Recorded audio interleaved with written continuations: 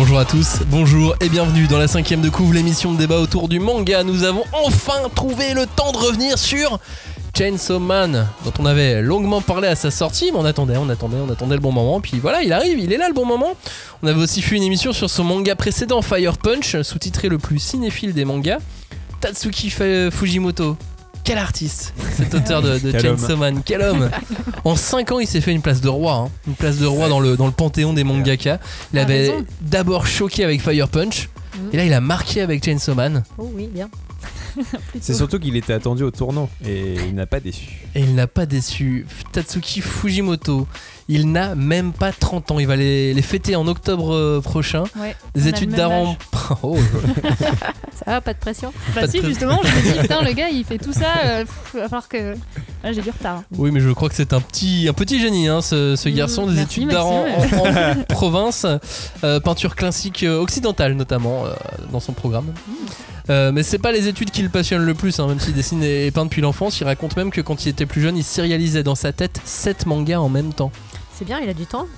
Bah, il était jeune à l'époque, quand on est jeune, on a le temps de faire ça. Il a l'air de réfléchir beaucoup en tout cas. Et il se fait remarquer par un éditeur de Shueisha il y a bientôt 10 ans, et il a fait d'abord des histoires courtes comme d'habitude jusqu'à Fire Punch, et la suite vous la connaissez. On peut même dire qu'il a fait un crew sympa ensuite avec son éditeur. L'auteur d'Hell's Paradise a été son assistant.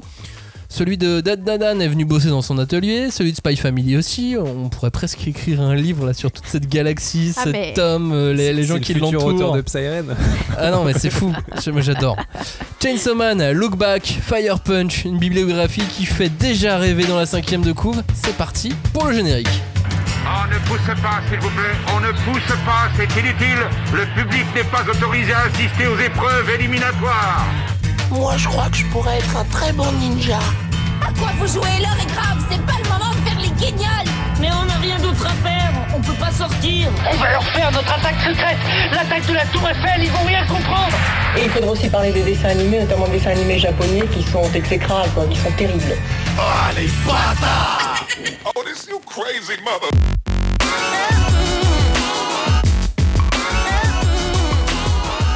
Soyez toutes et tous les bienvenus dans cette 5ème de couve qui va découper, disséquer, dépecer, charcuter et aimer Chainsaw Man. On va le tronçonner. Aussi à propos.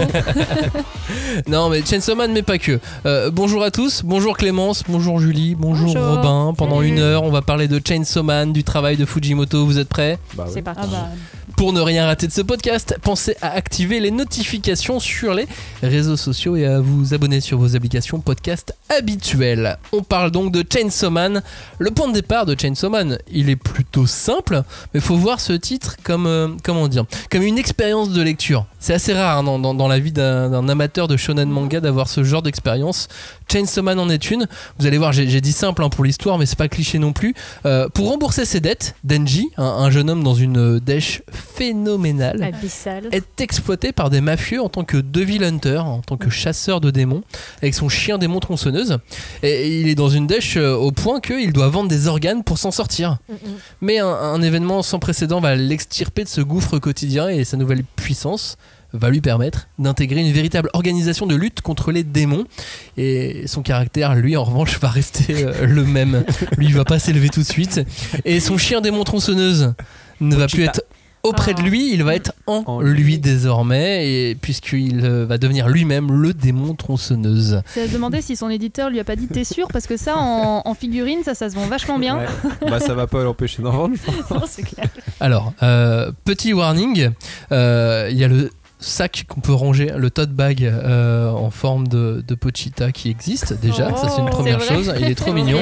J'hésite à l'acheter, mais comme il coûte 25€, j'hésite vraiment. Tu sais, je voulais juste faire une blague moi en fait. Mais il existe vraiment. Mais bien sûr que c'est... Et mon deuxième warning, c'est qu'on va spoiler. Hein. Donc si vous n'avez jamais lu Chainsaw Man et que vous êtes dérangé par le spoil, malheureusement cette émission il va falloir en réécouter une autre. Écoutez l'émission de la semaine dernière, d'il y a 2 semaines. Allez plus dans les émissions plus déjà, vieilles. Vous savez que si vous lisez pour Pochita, c'est pas... Vous lisez il va pas rester très longtemps. Celle sur Fire Punch. Exactement, ou écoutez l'émission qu'on avait faite sur Chainsaw Man et sur Jujutsu Kaisen, puisque là on ne spoile pas. C'est ça. Donc, on va parler de quoi dans cette émission ? On va parler de Chainsaw Man d'abord, un bon moment, une bonne moitié de cette émission, parce que ce manga est complètement fou.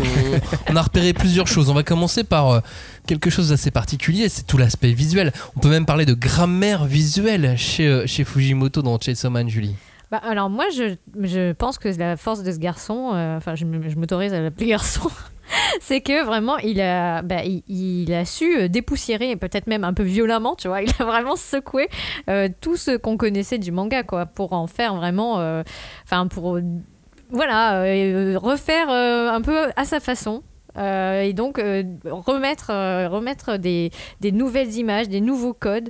Et puis je pense qu'il y a eu beaucoup de lecteurs de manga qui parfois se sont dit mais qu'est-ce qu'on est en train de lire, quoi, parce qu'on avait perdu le sens de l'histoire tellement on était plus dans les rails au niveau en tout cas visuel et même au niveau du dessin.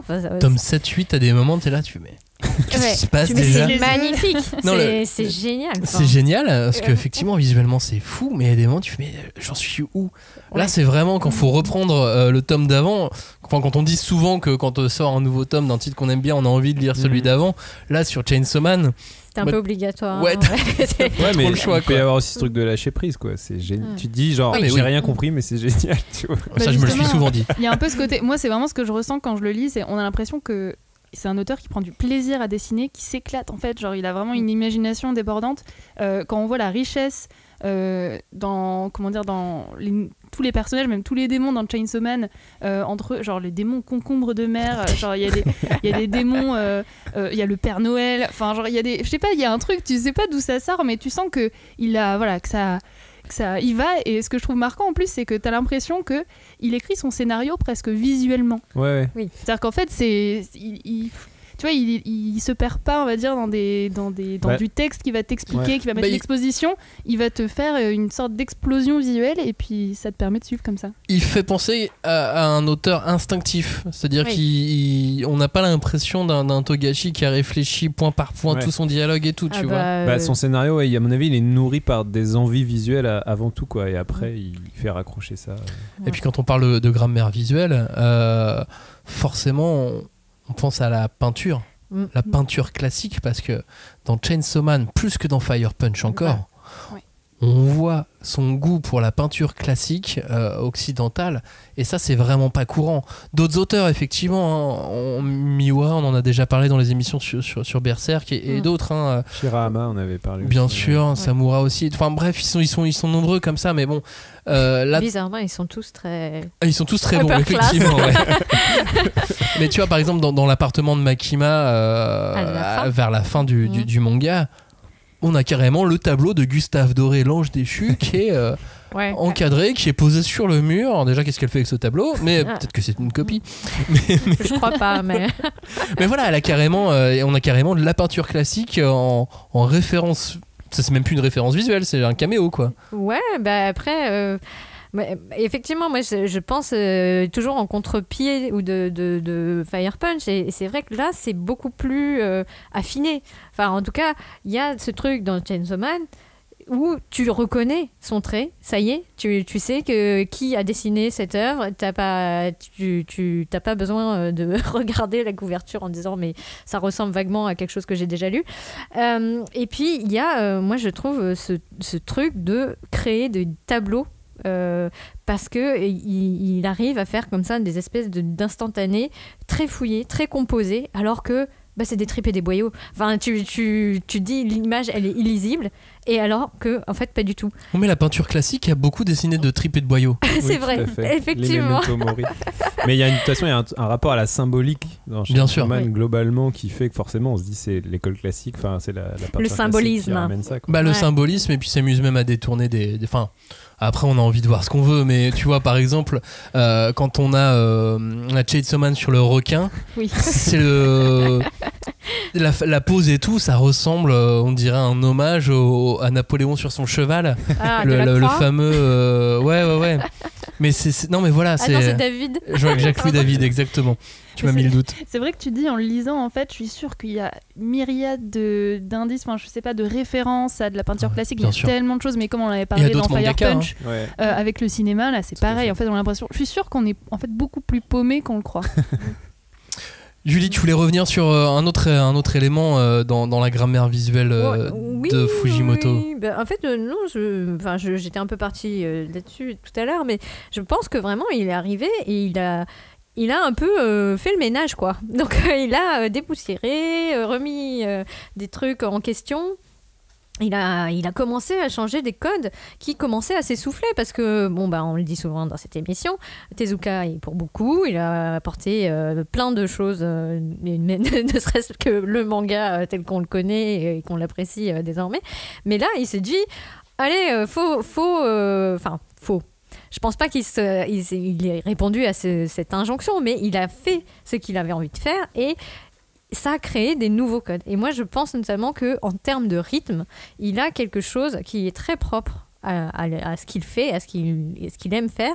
Cette façon qu'il a de poser l'image, de utiliser le même cadre, le même dessin, pour soit dans un contexte comique, créer une espèce de gag de répétition ou de jouer sur une répétition, mais même dans la préparation d'une action.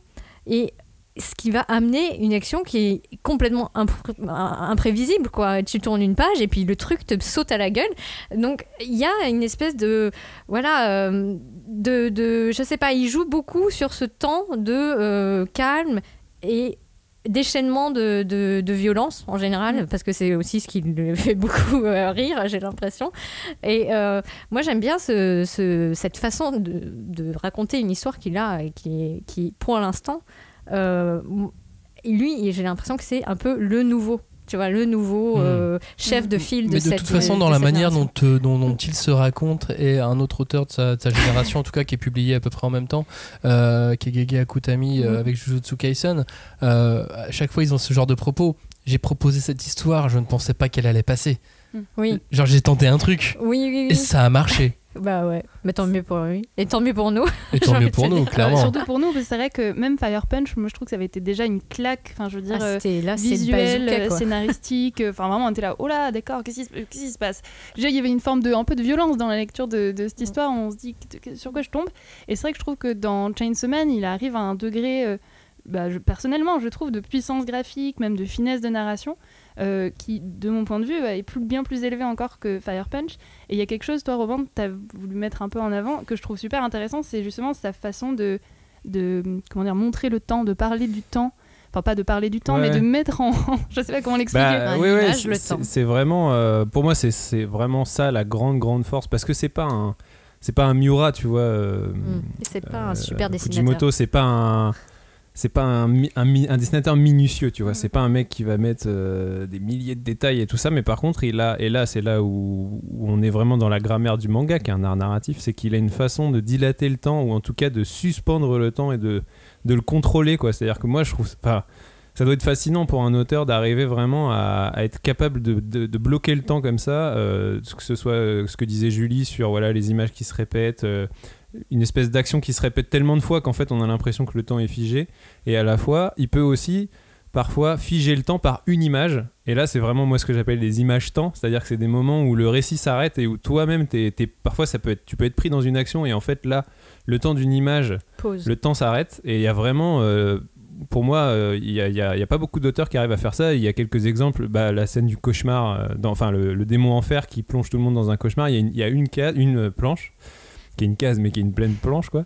où c'est la fameuse rangée de cosmonautes qui sont à l'envers, à l'endroit et tout ça, et ça c'est une image, je sais que quand elle est sortie sur Twitter, tout le monde la repostait en disant mais c'est quoi ce truc de fou, quoi, que je viens parce que tout le monde l'a pas compris non plus. Voilà, et évidemment là on est vraiment je parlais de symbolique tout à l'heure, je pense qu'on peut avoir des interprétations symboliques de cette image, on peut en avoir plein. En plus là c'est typiquement une séquence qui est de toute manière sujette à interprétation, puisqu'on est dans un cauchemar, on est dans j'ai absolument rien compris et à ce moi passage. Je suis pas sûr d'avoir compris, mais par contre ce que je sais c'est que quand j'ai lu tout ça, je me suis dit je comprends rien, mais tout ce que je lis est génial, quoi. C'est le mec qui a créé ça, qui a été capable de figer le temps à ce point, c'est vraiment c'est assez prodigieux et je trouve que et c'est vraiment ça, c'est ce que disait aussi Julie, c'est des classiques instantanés, c'est des images qui vont imprimer la rétine et tout, et c'est surtout fort, je trouve, dans sa manière de rythmer les scènes d'action.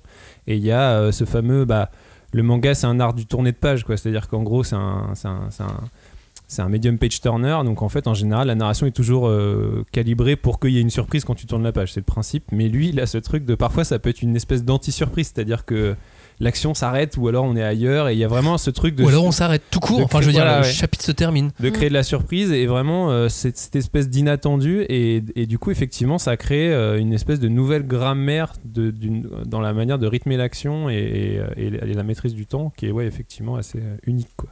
Ouais, moi, je voulais revenir sur ce passage-là en enfer, parce que j'aimerais trop lui poser la question de savoir où est-ce qu'il a des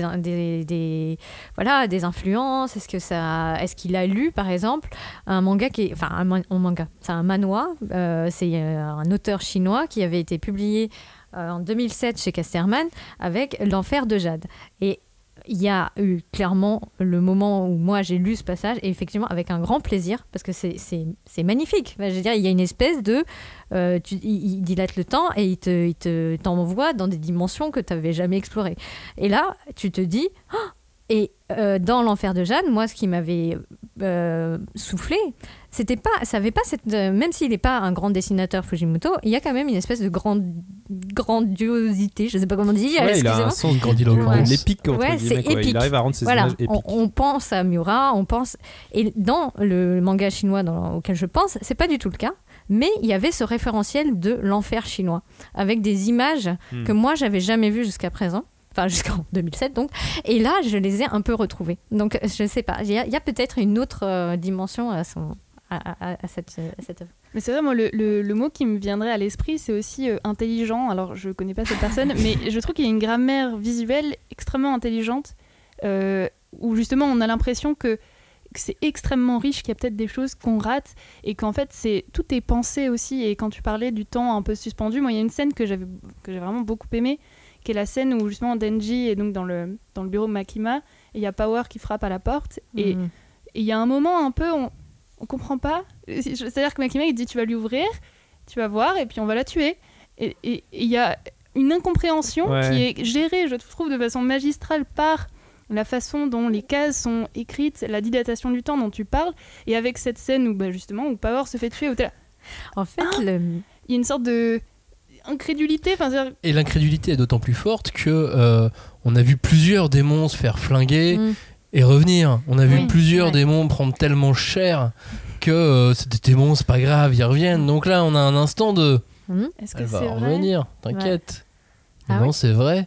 Mais j'ai trouvé ça très très puissant. Enfin, c'est pour ça que je parlais de puissance graphique et pas forcément, comme tu disais, de virtuosité, parce que même dans les dessins, je trouve des décors, par exemple, on aura peut-être l'occasion d'en reparler quand on parlera de Look Back aussi, parce que c'est assez intéressant, où justement l'héroïne de Look Back sait pas trop dessiner les décors à l'inverse de l'autre. Et voilà, et c'est pour ça que je pense que c'est vraiment très puissant, même si c'est pas virtuose. Juste un truc, je suis pas certain qu'il soit pas un auteur minutieux, tu vois ce que Robin tu disais, peut-être pas la minutie. Non, mais il y a moins de traits, quoi. Il y a moins pour dire en langage un peu simple, mais ouais. Alors il y a moins de traits, peut-être aussi parce qu'on lui demandait d'en faire un petit peu moins parce que c'était dans le Jump, mais je suis pas sûr qu'il passe pas autant de temps, tu sais, à je sais pas, en fait, gratter, mais c'est ça qui est assez génial. À noircir sa feuille. C'est ça qui est assez génial aussi avec cet auteur, c'est que tu vois, Clémence tout à l'heure a dit, juste à l'instant, elle disait il est intelligent. Et en fait, on n'arrive jamais à savoir avec lui si c'est du génie, mais du génie au sens propre, c'est-à-dire instinctif. Du génie instinctif ou de l'érudition, tu vois. Et bon, je pense que forcément, c'est dans un entre-deux. Un coup de chance. Alors que c'est vrai qu'on avait fait une émission sur Shirahama où là, elle, tu sens plus qu'elle est érudite, quoi. Tu sens qu'elle maîtrise ce qu'elle fait. Fujimoto, il y a un peu un côté, il est sur le fil, quoi. Tu te dis, mais moi je pense qu'il est très érudit. Et je pense que c'est un entre-deux. À mon avis, il y a quand même des trucs où il a cette érudition moderne. Je pense qu'il a cette érudition moderne qui fait qu'il a beaucoup consommé de pop culture. À mon avis, il est très vif en fait. C'est-à-dire il va avec ses tripes. Mais qu'en même temps, il a toute la base technique, culturelle. En ayant fait une école d'art, forcément, t'as l'histoire de l'art, t'as pas mal de choses qu'on t'apprend. Et en même temps, il a toute cette pop culture qu'il a intégrée et ingérée pendant de longues années.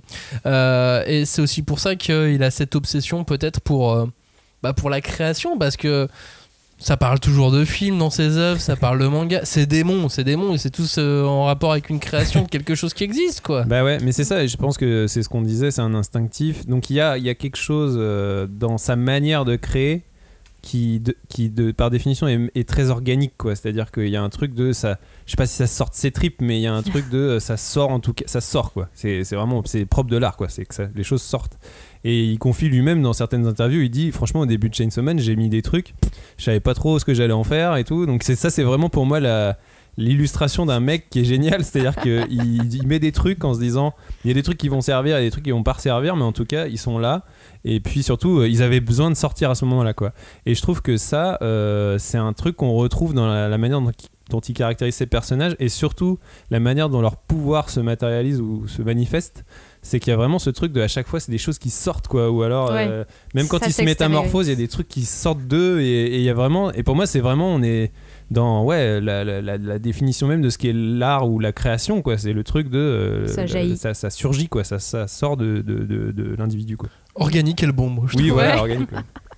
Julie. Oui, c'est sûr que tout ça c'est de la création, et c'est vrai qu'il en parle tout le temps, mais moi je pensais vraiment plutôt à création au niveau plutôt du récit en lui-même, parce que ça soit Fire Punch ou que ça soit Chainsaw Man avec tous les démons qu'il a créés, etc., ou Look Back, sont un de ces sujets en tout cas que moi j'ai repéré, c'est comment on fabrique une histoire, comment on la rend plus réelle, et surtout comment on se sauve à travers elle. Parce que c'est ça qui finalement maintient en vie tous ces personnages. Le fait d'avoir une histoire à créer, à raconter et à présenter à un auditeur, à un lecteur.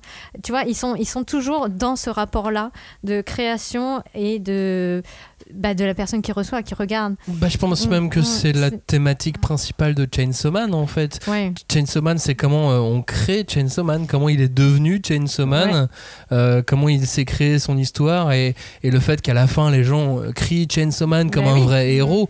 Oui, il devient un média et un médium. Punch, c'est un peu ça aussi. Et il devient quelque chose. Alors Fire Punch, il y avait encore plus le cinéma qui était intégré et la création qui était intégrée différemment. C'était peut-être un petit peu plus complexe finalement. À un autre niveau. Ouais. Et de toute façon, même dans le fait de relier aux démons aux choses de la vie. Ça, c'est se questionner sur les origines de la création. Sur la création de chaque chose. Le démon flingue, si Chainsaw Man bouffe le démon flingue, il n'y a plus de flingue. S'il bouffe le démon sida, il n'y a plus le sida. Non mais c'est des portées bibliques, quoi. Ouais. C'est la création. Ou alors non, je me suis noté, ou Koji Kick. Koji Kick, c'est un des récits, un des livres phares sur la mythologie de la création japonaise. Voilà, exactement. La création au Japon. Mais justement, je suis complètement d'accord avec ce questionnement métaphysique qui est quand même constant. Je trouve dans Chainsaw Man, mais même dans Fire Punch, cette question justement du dieu, de la création, et même du coup aussi forcément de la destruction, parce qu'en fait souvent on a l'impression que dans l'art, dans le questionnement sur le sens de la vie, sur Dieu, sur d'où est-ce que ça vient tout ça, en fait on a l'impression que pour lui ça passe par une phase de destruction, que ce soit gérer des normes sociales, des dieux, voire même des attentes des spectateurs. On a l'impression qu'il est dans un perpétuel chaos destructeur et créatif en même temps, où pour construire, il va tout détruire, et je sais pas comment il va tout casser. Bah oui, c'est ça c'est Chainsaw Man, quoi. Exactement, voilà.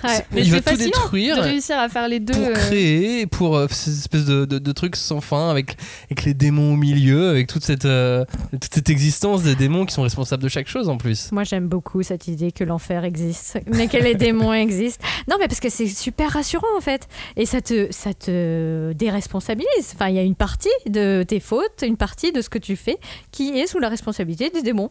T'as une maladie, voilà. C'est le démon de cette maladie. Exactement.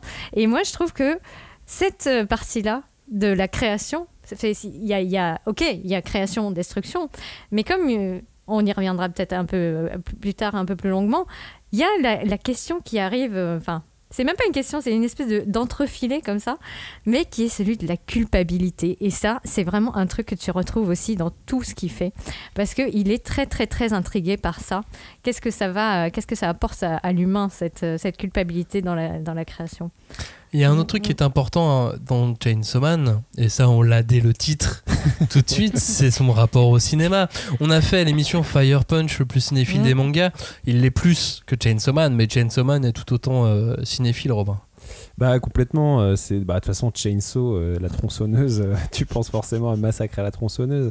Mais je pense que oui, globalement, en fait, l'univers visuel, en tout cas thématique de tout le manga, c'est un espèce d'hommage au cinéma de genre, au cinéma d'horreur. Alors voilà, il y a Massacre, il y a tout ce qui est le body horror, les films de Cronenberg. Il a un personnage qui s'appelle Halloween. Ouais, donc il y a vraiment ce truc de... Et puis voilà, ça rejoint ce que je disais avant sur le côté organique, c'est que le cinéma de genre a toujours eu, et alors, d'autant plus celui de Cronenberg, mais ce côté, cette vision organique des choses, quoi. C'est-à-dire que l'horreur, mais aussi l'humanité vient de la façon dont notre chair, notre corps interagit avec les choses. Tu vois, les démons objets, c'est des trucs, des masses de chair qui se mélangent avec des objets manufacturés, tu vois, il y a un peu ce truc de l'artificiel et l'organique se mélangent, quoi, et ça c'est effectivement une grande tradition du cinéma d'horreur, alors américain mais japonais aussi. Il y a vraiment je suis sûr que c'est un fan de cinéma d'horreur japonais, et avec je pense, mais même de mauvais films d'horreur série B, série Z, le démon tomate au début. On en revient. Le démon tomate du début, quoi. Donc je pense que c'est vrai que les Japonais, ils ont aussi beaucoup ça, ce truc de ce rapport au corps et aux choses, et puis aussi cette volonté des fois de faire apparaître des espèces de visions cauchemardesques très organiques, quoi. C'est très cinématographique.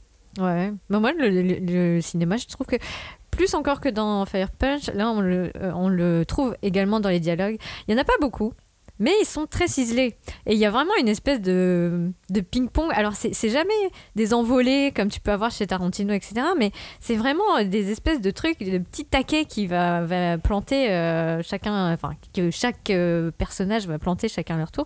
Et je trouve que c'est pas trop mal, quoi. Mais il réfléchit beaucoup au rapport cinéma et manga. Oui. Déjà, à l'époque de Fire Punch, il parlait beaucoup de Chaser comme de son film préféré. Ouais. Et le fait même que... l'intrigue qu'on te donne au début de ce film coréen Chaser soit bouclée au bout d'une demi-heure et qu'ensuite il y a encore une heure de film, on va te raconter encore autre chose. Mais ça le travaille, ça l'a habité, ça l'habite encore sur ces mangas. Mais c'est vrai que dans les interactions entre les personnages, comme dit Julie, il y a ce truc de ce ping-pong de dialogue très cinématographique, pour le coup moi je trouve que Tarantino ça marche, parce que t'as vraiment ces espèces de scènes un peu du quotidien qui sont entre les scènes un peu de bagarre et de trucs très épiques, où vraiment c'est des... En plus, ils sont en costard noir. C'est vraiment des gens qui parlent de choses très anodines, ou alors parfois pas forcément, parce que Denji, voilà, c'est un adolescent, enfin c'est un jeune garçon, donc il a un rapport aux filles qui est assez compliqué, tu vois. Et il y a des scènes de réalité. Alors c'est surtout au début, je trouve, tu vois. Il y a des scènes de réalisme, vraiment d'interaction de vie qui font aussi un peu appel au cinéma, à la comédie aussi, tu vois. On va faire un petit point ref. Ah. Tu vois, Julie, elle vient de dire Reservoir Dogs. Bah ouais, évidemment. Évidemment. Alors, on voit ce qu'on veut voir. Tant que l'auteur nous le confirme pas, on peut pas en être certain. Mais clairement, les costards de Devil Hunter, la façon dont ils les portent, ils se comportent comme dans Reservoir Dogs. Ouais. Ils ont la dégaine, quoi. T'as la petite musique derrière, tu les entends. Le démon requin, s'il sort pas du film Sharknado. Moi j'avais peut-être un autre truc pour le démon requin, c'est vous connaissez l'expression jumping the shark, c'est un truc qui est utilisé pas mal dans l'audiovisuel pour le coup. Ça vient d'une série américaine qui s'appelait Happy Days, où en fait c'est une série qui avait duré très longtemps, et en fait il y avait eu un épisode où à un moment donné le personnage fait du ski nautique et il saute par-dessus un requin, et en fait c'est devenu jumping the shark, c'est devenu une espèce d'expression du langage courant pour dire là c'est allé trop loin, quoi. En fait la série elle a trop traîné en longueur, et là il a jump the shark, il est allé trop loin, et en fait maintenant quand un film va trop loin, quand il y a un truc vraiment où tu te dis non là c'est pas possible, absurde, tu dis jump the shark, et du coup je me suis dit si c'est une référence à ça, je suis pas certain, mais c'est tellement des jump the shark permanents Chainsaw Man que je me suis dit c'est marrant quoi qu'il y a un requin dans l'histoire quoi. Mais en même temps tu vois l'affiche du film, tu vois certains posings du personnage, c'est presque les mêmes angles et tout. Il y a peut-être un truc, mais ça se trouve pas du tout. Le démon katana. Alors le démon katana, là, je suis quasiment sûr que c'est Cronen version Del Toro dans Hellboy. Pas mal. Même des gueules, les sabres et tout, la casquette. Ouais, il a pas le katana qui lui sort de la tête, mais bon. Là, ça y ressemble. D'ailleurs, c'est pas le seul. Il y a un autre. Abe est aussi représenté, ou en tout cas un personnage qui lui ressemble très clairement dans le manga. C'est pas le seul de Hellboy ou Del Toro. En même temps, Del Toro, visuellement parlant, oui, clairement. Ça a toujours envoyé. J'ai vu un clin d'œil à Alien. J'ai vu un clin d'œil à The Raid. C'est presque un jeu de relecture et tout. Ça, tu cherches et là, tu fais. Oh, ok, j'en ai trouvé un, j'ai trouvé The Raid. Ouais. Et même son truc de mêler le symbolisme, donc le côté léché des images et l'horreur, ça a un côté très Carpenter aussi, tu vois, cette façon de ciseler son cadre pour que l'horreur soit encore plus métaphysique, tu vois, il y a un truc vraiment carpenterien. Fujimoto et le cinéma, ça t'évoque quoi, toi, Clémence ? Bah forcément, puisqu'on en avait déjà beaucoup parlé dans Fire Punch, il y a aussi son intérêt pour les films, comme on disait, de série B, les mauvais films, quoi. On a l'impression que c'est un truc qui revient quand même assez souvent, et encore dans Chainsaw Man. Mais là, ça le préoccupe, mais de manière incroyable. C'est-à-dire que t'as quand même le personnage principal qui fait non, mais si le mauvais film n'existe pas, quel est l'intérêt, quoi ? Bah exactement, il a raison. Je suis pas sûr qu'il ait raison, mais le fait qu'il pose la question, en tout cas qu'il lance le débat, c'est génial. T'as un débat sur le cinéma dans un manga. Oui. Je sais pas, vous vous rendez compte, dans le Shonen Jump, c'est quand même assez fou. C'est assez incroyable de lancer ce genre de truc comme ça et que ça soit aussi marquant, que tu t'en souviennes, que je m'en souvienne.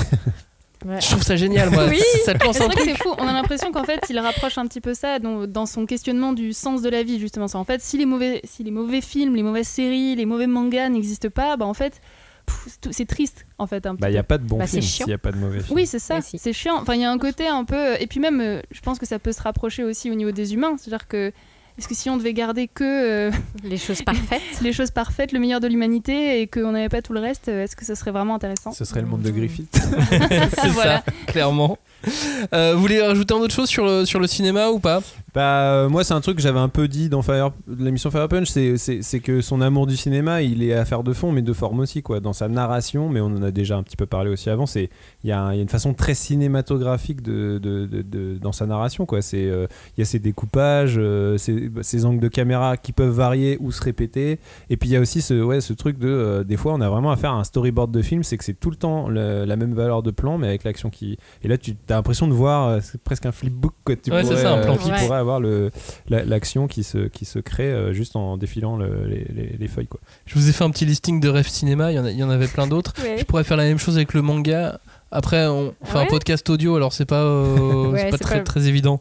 Mais il y a aussi énormément de références manga. Junji Ito, Gonagai, Araki, Togashi, Toriyama. Il y a un Kamehameha quoi, dans Chainsaw Man.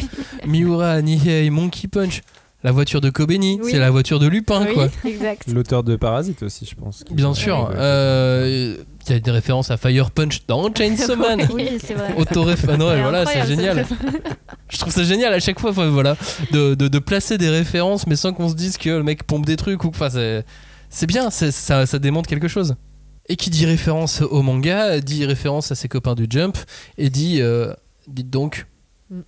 C'est un manga qui était prépublié dans le Weekly Shonen Jump, Chainsaw Man. Incroyable. Non mais moi c'est la question qui m'habite le plus à la lecture du manga. Comment ça a pu être prépublié dans le Jump ? Je trouve ça génial. C'est aussi génial que la question sur les mauvais films.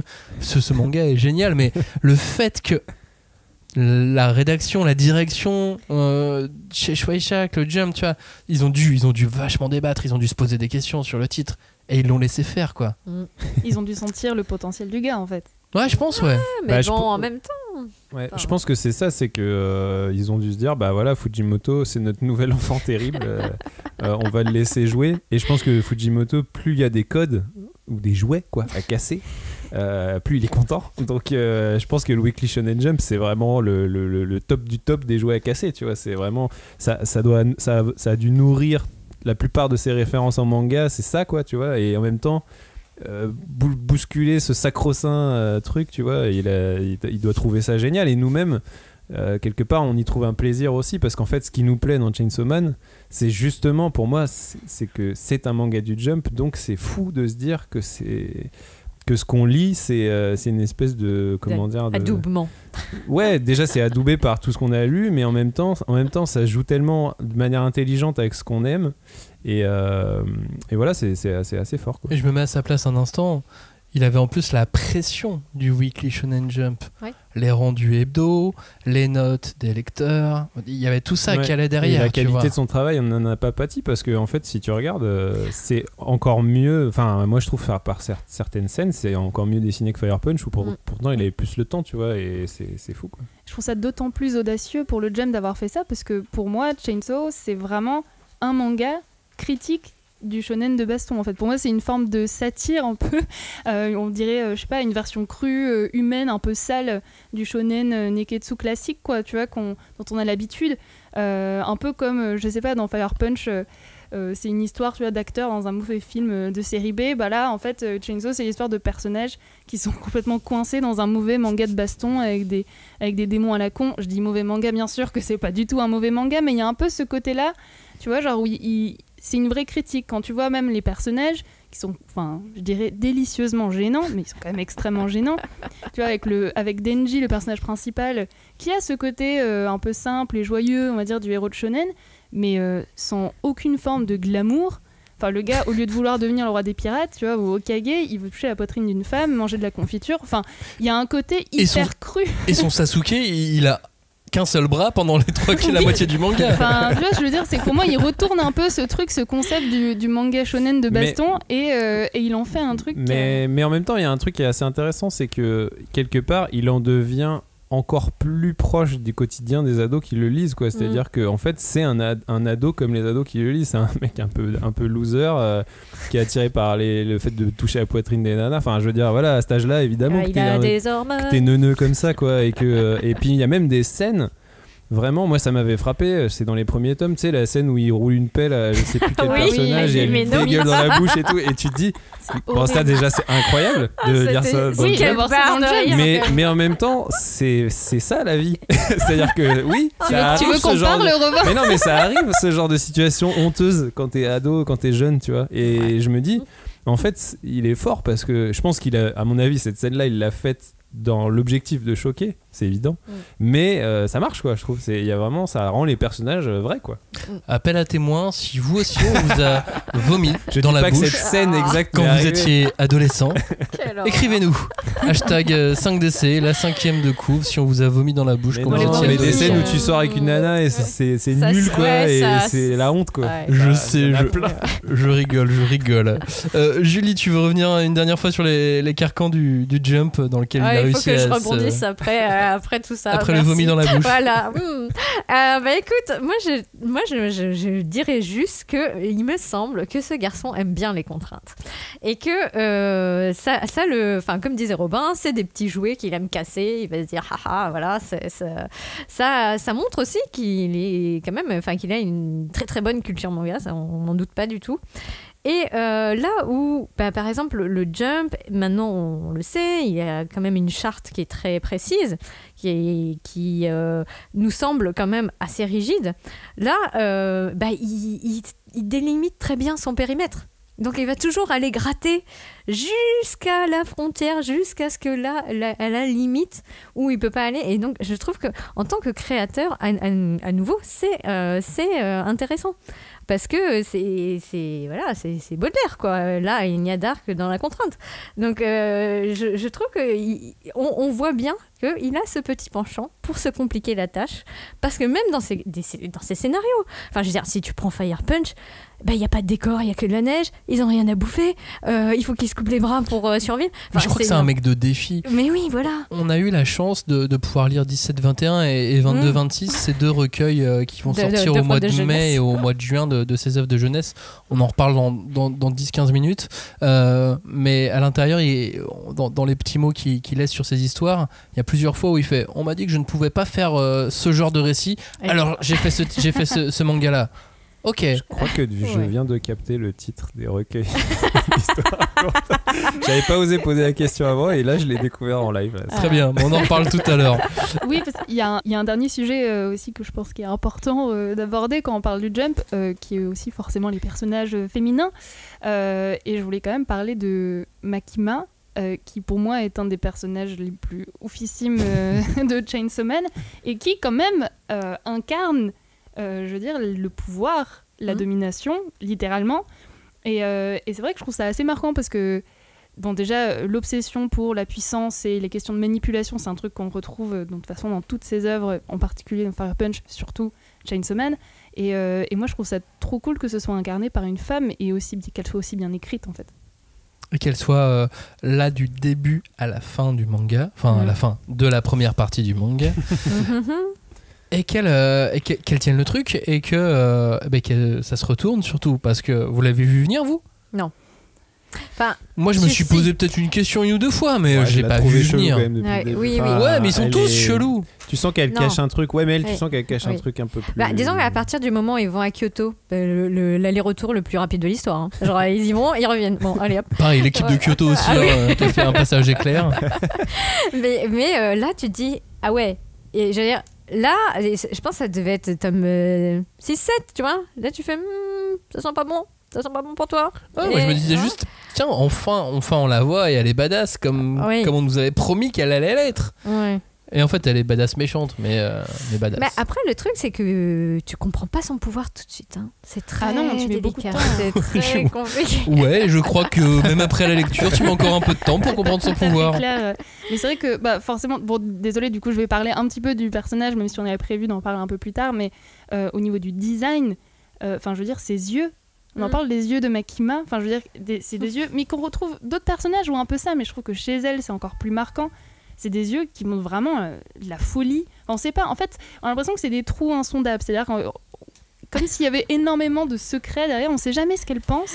Et c'est justement de là, je trouve, qu'elle a sa puissance, c'est quand nous, en tant que lecteurs, quand on regarde Makima, on comprend pas c'est quoi son objectif. Elle est complètement hypnotique. Et tu sens qu'il y a, il y a une vérité, il y a des secrets, il y a des ambitions. Et donc, avec même cette fin... Voilà, comme on ne comprend pas forcément toute l'implication que ça a sur la fin du manga, sur cette jeune fille dont Denji s'occupe. Je trouve ça assez fou. Et de son lien et des ressemblances qu'elle peut avoir ou non avec Makima. Parce que ça revient aussi souvent. C'est, en fait, si les gens ils avaient eu plus de câlins, parce que c'est un peu ça parfois. Hein. Vraiment, ça c'est une scène qui revient tout le temps. Denji qui fait un câlin à quelqu'un et puis après ça va mieux. Je sais pas d'où ça sort cette scène, mais... Alors je suis assez d'accord ceci dit avec la morale. Hein. Je pense que les gens manquent d'amour en général. Ah oui, bien sûr. Oui. Mais il y a un côté simpliste, enfin pas simpliste, mais presque un peu simple et humain et plein de bienveillance et d'amour dans cette conclusion qui revient plusieurs fois. Je pense que c'est pas anodin d'avoir fait de Makima l'antagoniste finalement ultime, parce que c'est le démon domination. Donc et comme on disait. C'est un manga qui repose beaucoup sur l'essentialisme entre des choses, quoi. C'est-à-dire que toutes les choses sont toujours... À l'origine des choses, il y a toujours un truc, un démon. Et elle incarne ce truc qu'on subit tous, qui est la domination, qui est un peu, je sais pas, la société. C'est un espèce de truc qui est diffus, quoi. Et du coup, c'est compliqué de savoir qui est vraiment derrière ça, qui tire les ficelles et tout. C'est un espèce de truc, justement, peut-être qu'il veut nous dire... En fait, il n'y a personne qui tire les ficelles, c'est un système, tu vois. Bon, là, c'est Makima, mais justement, on n'arrive pas à la cerner, quoi. On n'arrive pas à l'attraper. Je pense que c'est pas anodin, effectivement. Qu'est-ce qui va se passer ensuite ? Il nous a promis une suite, il y a un truc. Bon, on veut la suite. Il me semble qu'elle arrive cet été, non ? C'est pas ça ? Elle arriverait. On sait pas, comme on sait mais jamais. Ça sera plus dans le Jump, donc il y a trop de questions, à se poser. Je sais pas pourquoi, mais pour moi, il y a quand même, c'est une vraie fin. Enfin, je serais contente de lire la suite, mais... ça pourrait être la fin de Chainsaw Man. Mais oui, moi, s'il me fait un Chainsaw Man 2 avec d'autres personnages, c'est pas grave. Oui. Ah oui, carrément. Oui. On va voir. Je veux dire, moi, l'homme débroussailleuse. La version française bas de gamme, quoi. L'homme coupe-fil. L'homme coupe-fil, ouais. Mais justement, en plus... Barbieman. C'est se demander s'il reprend exactement la même chose. Je le vois mal faire ça, parce qu'en plus, c'est pas de son genre. Enfin, tu sens qu'il il a envie de créer, qu'il a envie de changer. Ellipse de 50 ans, ou je sais pas. Ouais, à mon avis, s'il va faire quelque chose, ça aurait rien à voir. Parce que c'est le genre de. Ou c'est la jeune fille à la fin, l'héroïne, peut-être. Comme tu disais, il a plein d'idées en tête, et à mon avis, c'est pas le genre de personne qui va refaire un peu la même recette à chaque fois et qui va continuer avec le même personnage et tout. Ou alors, façon Togashi, il va s'amuser à faire des sous-genres dans une grande histoire. Ah, oui, aussi, ça peut être un univers. Ça peut être intéressant, ouais. À voir. On parle de Chainsaw Man tout à l'heure. En attendant, il y a un autre titre qui sort au mois de mars, dont on voulait parler, et c'est assez rare qu'on parle d'un manga en un seul tome, ce qu'on appelle un one-shot, mais sauf que quand c'est Tatsuki Fujimoto qui le fait, ça fait une bonne gifle édito, quoi. Ça s'appelle Look Back, et donc Look Back nous parle de création de manga, de deux jeunes femmes et de leur destinée. Pas forcément heureuse, mais on vous laisse lire Look Back. Incroyable ce manga en un seul tome. Ah oui, mais moi je trouve que c'est un petit chef-d'œuvre. Après, je sais pas, peut-être que j'étais dans la bonne ambiance pour le lire, mais globalement, je trouve que c'est incroyable. C'est une petite pépite. Et moi, je le formulerais comme ça. J'ai l'impression que c'est un peu une célébration du manga à la Fujimoto sur un sujet qu'il connaît très bien. Franchement, je me demande parfois si c'est pas un tout petit peu autobiographique, on sait pas trop, mais donc forcément il parle de création, des doutes qui assaillent l'artiste, et comme je disais, j'y vois beaucoup de lui dans cette œuvre, avec cet enfant qui finalement a un dessin pas magistral mais extrêmement puissant, très profond, qui raconte plus qu'il montre, et un autre enfant qui lui est doué plutôt pour dessiner les décors, les réalismes, et avec une jalousie aussi potentiellement. Ça parle peut-être du don pour le dessin. Je trouve qu'en plus Fujimoto, j'ai l'impression que c'est une personne qui a une très forte intelligence, je dirais introspective. Tu sens qu'il pense beaucoup et qu'il réfléchit beaucoup à son processus de création. Alors moi, c'est comme ça que je le ressens, et je trouve ça fort qu'il arrive à nous le partager, et de cette façon-là. Et en plus, il donne pas vraiment trop de réponses, tu vois. Bah ouais, et puis moi, ce que je trouve incroyable, c'est que encore une fois, il change de registre. Bon, on pourrait dire que Fire Punch et Chainsaw Man, il y avait des parentés, mais c'est quand même des mangas assez différents l'un de l'autre. Et là, c'est encore un truc complètement différent. Et il a beau aller vers quelque chose de beaucoup plus quotidien et moins spectaculaire. En plus, le truc de le mangaka qui parle de comment on fait du manga, on l'a déjà lu en vrai, tu vois. Mais là, je sais pas, il arrive à renouveler ça aussi en trouvant un concept génial qui est deux personnes qui sont fans de l'autre mutuellement. Parce que c'est ça qui est fou, je trouve, c'est que en fait, on suit surtout l'une des deux filles qui est effectivement celle qui dessine, qui aime bien raconter, mais l'autre qui est fascinée par les dessins de l'autre, qui fait des super beaux décors, et l'autre est fan de la manière de raconter de l'autre. Donc il y a une espèce de complémentarité. Enfin, je trouve que rien que ça, c'est une idée qui est géniale, quoi. Et puis la rencontre, comment elle se fait, quoi. Le fait que ce soit le petit gars qui glisse sous la porte, et que l'autre se dit, ah mais en fait c'est cette personne-là dont je suis fan et que je lis depuis tout ce temps et tout. Avec le fameux et si. Ouais, oui, alors ça, mais c'est, je trouve que arriver pour une histoire aussi anodine entre guillemets, trouver un concept aussi génial, il y a que lui pour faire ça, quoi. Et puis comment ne pas y voir forcément cette part d'autobiographie dont tu parlais, Clémence, et que t'évoques, Robin. Le sacrifice, l'idée d'avoir eu un autre destin ou pas, et encore une fois l'obsession pour la création. Enfin, c'est l'école d'art au milieu, ce qui se passe dans l'école d'art. Yamagata, la sienne, exactement. Non mais voilà, c'est autant de choses font que c'est impossible de pas y voir une part autobiographique. Quelle part, ça j'en sais rien, mais une part en tout cas.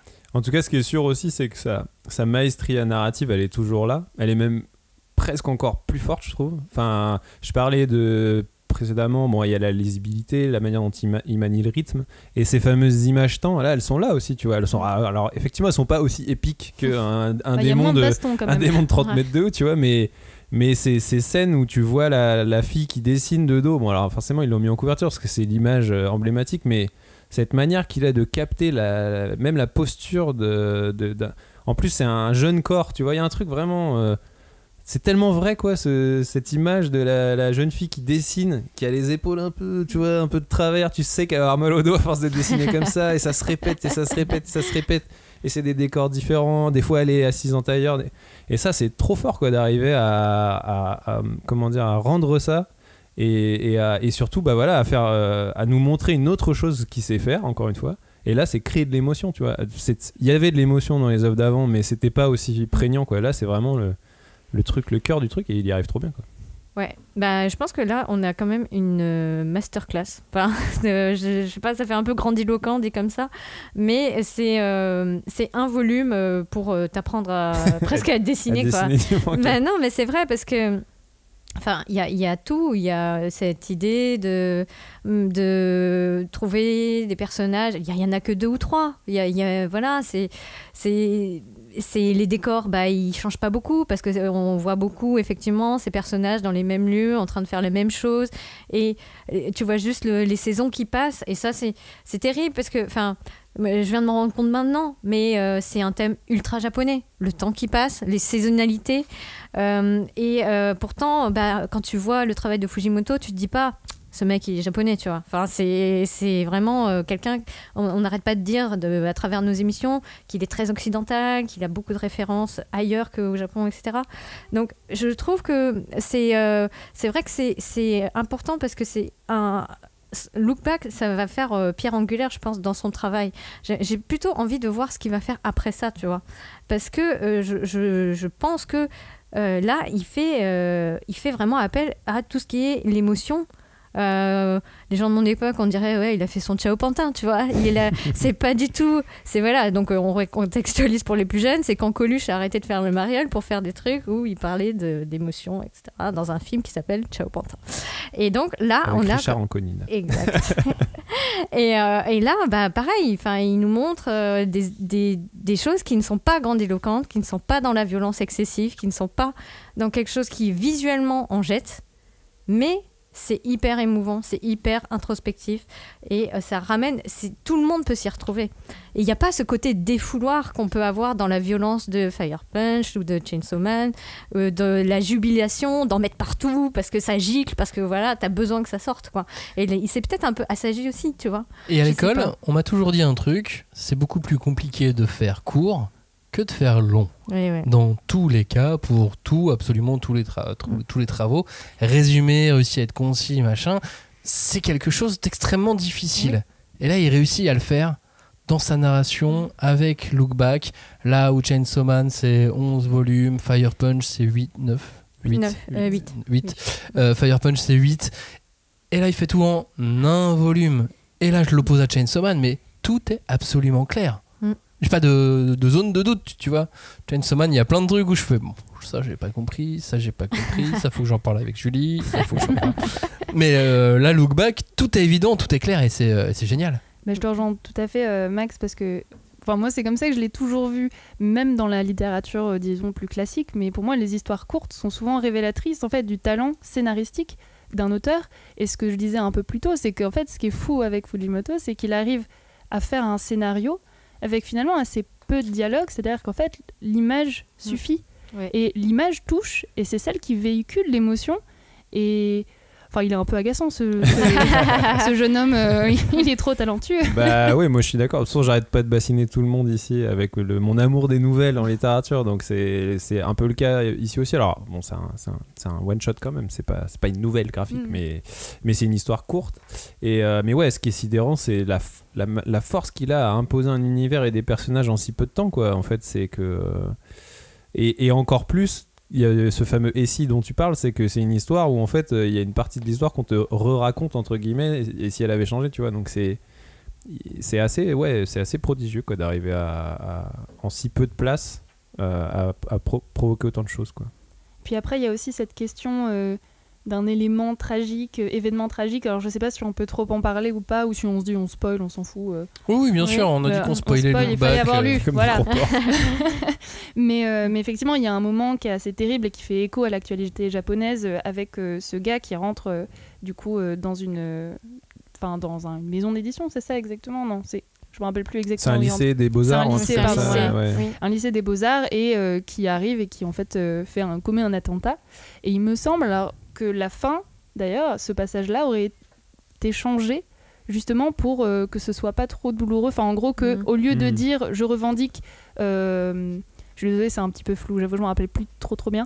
Mais du coup, il y avait un fait divers qui faisait écho à sa première fin, et il a dû changer. Exactement. Il a changé les revendications du gars qui faisait la tonta Mais en fait. c'est marrant que tu dises que c'est flou parce que moi je trouve que vous disiez que c'est limpide et tout par rapport à Chainsaw Man, mais je trouve qu'il y a quand même un truc de c'est un bouquin qui appelle à la relecture aussi pour être sûr d'avoir bien compris, tu vois. Oui. Parce que moi à la fin honnêtement je suis pas sûr d'avoir vraiment bien compris quoi. Et je pense que et c'est pour ça que je me suis dit bah là j'ai bien lu un truc d'un mec qui a fait Chainsaw Man parce que je sais pas j'ai besoin de le relire quoi, tu vois, pour être sûr. Moi ça m'a fait vraiment une La La Land quoi. C'est c'était vraiment ici quoi. Ouais. Mais, par contre moi je pense que quand même il a ce truc je l'avais lu quand il était sorti au Japon parce qu'il avait été mis à disposition sur Manga Plus. Bien sûr. Et en fait je me souvenais de certaines choses et je me disais mais en fait c'est un manga où il n'y a pas de dialogue. Donc là je l'ai relu pour l'émission, je fais ah mais si en fait il y en a. Et je me suis rendu compte à quel point j'avais été marquée par les 3/4 du livre jusqu'à l'incident dont tu parles, donc qui fait apparemment écho à quelque chose qui s'était passé au Japon. Et ce point de bascule en fait avait été assez occulté quoi. C'est quelque chose qui tu l'avais pas gardé en tête que j'avais gardé. Je savais qu'il y avait eu un truc tragique, mais effectivement la fin c'est un peu flou. Donc effectivement, la relecture c'est toujours bien. Mais quand je vois Look Back et quand je vois tous les auteurs talentueux qu'il y a au Japon parce qu'ils sont nombreux, tu vois, je me dis que des one shot comme ça pourrait devenir une norme. J'adorerais parce que moi, j'ai toujours adoré de toute façon voir aussi des crossovers, des coopérations entre deux auteurs, entre Katsura et Toriyama. J'adore ce bouquin, j'adore ces petites histoires. Mais, tu vois, puis c'est une parenthèse quoi, c'est un truc de je parlais de l'art qui sort, là c'est un truc où tu sens que il fallait que ça sorte quoi, il fallait qu'il raconte ça, mais il avait pas besoin de je sais pas combien de temps maintenant pour le faire, avec quoi. Manga Plus ça se passe bien au niveau des ventes. En France, je suis quand même curieux, mais mon avis, ça va bien se vendre. Clairement. Je commence à me dire, ça pourrait être une norme bien rentable, le one-shot. Ça a été une des premières normes du manga. C'était il y a très longtemps. Oui. Après, c'est vrai que, dernier petit point, mais ce qui me marque quand même, c'est que j'ai la sensation qu'aujourd'hui, Fujimoto est pas, comment dire, au niveau de la culture populaire, très très populaire aujourd'hui en France. Enfin, je vois sur les réseaux, c'est pas un auteur dont on parle non plus énormément. Tu trouves ? Franchement, ouais.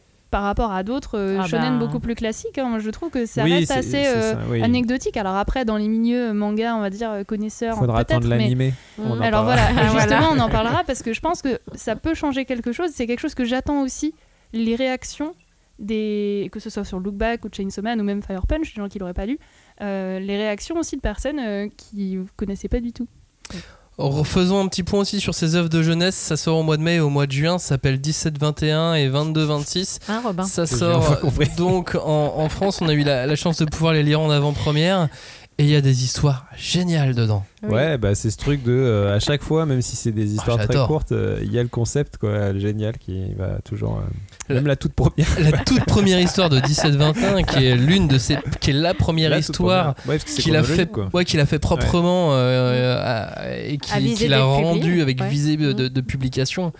Mais elle est géniale cette histoire. C'est l'histoire de deux humains qui se font passer pour des poules dans un monde d'extraterrestres. C'est tellement bien. Alors déjà le juste pitch est génial. Le pitch est génial. Il y a toujours des idées un peu à la con quand même. Enfin génial, mais tu te dis mais d'où ça sort. Ouais, mais c'est tellement simple que tu dis mais pourquoi? Ouais. Et cette première histoire, je trouve qu'elle te permet d'entamer tellement bien cette série d'histoires courtes. Il y en a 8, je crois, en tout 8 ou 9 sur l'espace de 2 bouquins, je crois. Un peu plus, non, j'ai une dizaine, mais bon. Peu importe. Et puis on voit son style graphique qui évolue. On voit qu'il essaie des choses. Non, mais c'est fou comment il évolue. Hein. Ça, c'est assez impressionnant. Et surtout, ce qui est génial, ça c'est toujours le principe des recueils sur les œuvres de jeunesse, c'est à quel point ça la nourrit et ça la construit quoi. Et même en général c'est souvent le cas dans les recueils aussi, c'est que il parle de quand est-ce qu'il a publié ce truc et dans quel état d'esprit il était, et il y a des anecdotes qui sont trop bien quoi. Genre il y en a une où il dit là c'était je voulais voir ce que ça faisait d'écrire un storyboard en ayant 39 de fièvre et ça a donné cette histoire. J'ai réessayé en ayant une gastro, puis ça a rien donné, donc j'ai pas J'ai pas continué. Et après il y en a c'est là où on arrive au vomi dans la bouche. C'est ça. Et celle que j'avais notée, c'était vraiment celle où il dit là mon responsable m'a dit t'as raconté en 31 pages que tu pouvais raconter en 16 pages et en fait je me suis rendu compte que c'est ce que j'ai un peu fait toute ma carrière, raconter en 31 pages ce que j'aurais pu raconter en 16 pages, et ça rejoint peut-être un peu ce truc de dilater le temps, tu vois. Mais si vous êtes fan de Fujimoto, faut absolument pas passer à côté de ces deux recueils. Oh, ça se lit vite. Ouais. Et puis, mais parce que tu le dévores, quoi. Tout n'est pas inoubliable, mais c'est toujours très intéressant de lire ce genre de choses. Mais moi, je trouve que c'est génial parce que c'est la porte d'entrée et la porte de sortie. Donc la toute première histoire et la toute dernière histoire, elles sont vraiment formidables. Et alors, un truc, tu disais que les auteurs se nourrissent beaucoup de leurs premiers one-shot, de leurs premières histoires, mais je trouve qu'il reprend très peu de personnages. Là où d'autres auteurs reprennent souvent des designs, des noms, des choses. Ouais, non. Lui, je trouve je trouve très peu. Ça peut être des thématiques, des relations, des formes d'interaction de personnages. Ouais. D'ailleurs, c'est essentiellement des histoires d'amour. C'est assez marrant. Puis la relation, tous ces personnages ont des relations étranges avec leur petite sœur, quoi, qu'on retrouve semblable dans Fire Punch entre Annie et sa sœur. Mais dans tout, hein. Mais dans les dans deux, l'enchaînement des idées, là, ouais. genre les histoires d'amour, les petites sœurs. Ce mec est un gros otak. Non, parce que les histoires d'amour, c'est jamais avec la sœur. Il y a des histoires d'amour et effectivement. Non, mais effectivement, on le retrouve ça aussi dans Chainsaw Man dans sa relation avec Power. Oui, qui est sa sœur, mais qui est c'est bon, voilà. Et même dans Look Back, où la relation entre les deux jeunes femmes est, enfin justement, il sent que je dis pas qu'elle est justement, elle est pas décrite, c'est-à-dire qu'elle est, on la devine et elle est pas claire. Et on peut se poser des questions. Non, mais même dans et pour revenir sur les designs, dans la première petite histoire de ces fameux recueils, t'as quand même les proto-monstres, les proto-démons de Chainsaw Man, quoi. Ils sont là quand même. Il y en a. Les extraterrestres de la toute première histoire, j'aime bien. Bon, alors, pour tout vous dire, on est censé avoir terminé cette émission là maintenant, mais on a encore des choses à vous dire, donc on va prolonger un petit peu. On parle un petit instant de Fire Punch, qui a été son manga révélation, mais avec plein de tabous dès le début. Non mais voilà, c'est quand même ce manga, il y a des tabous partout. Il coche toutes les cases des thématiques à ne pas aborder dans un tome 1. Lui, il les a toutes mises dedans. Ouais. Et puis voilà, Fire Punch, c'est vrai qu'on en a déjà parlé dans une émission entièrement dédiée de 30 minutes. Là, vous pouvez bifurquer sur cette émission si vous voulez avant de revenir là-dessus. Si chacun veut bien dire un mot sur Fire Punch par rapport à tout ce qu'on a dit depuis le début de cette émission, allez-y. Bah moi, je dirais, ne faites pas comme moi. Et donc, ne vous faites pas avoir par le résumé, parce que moi, quand on m'a vendu le truc, j'ai fait oula, je vais pas lire ça. Et en fait, si, il faut le lire, parce que vous en verrez beaucoup moins que ce que vous pensez.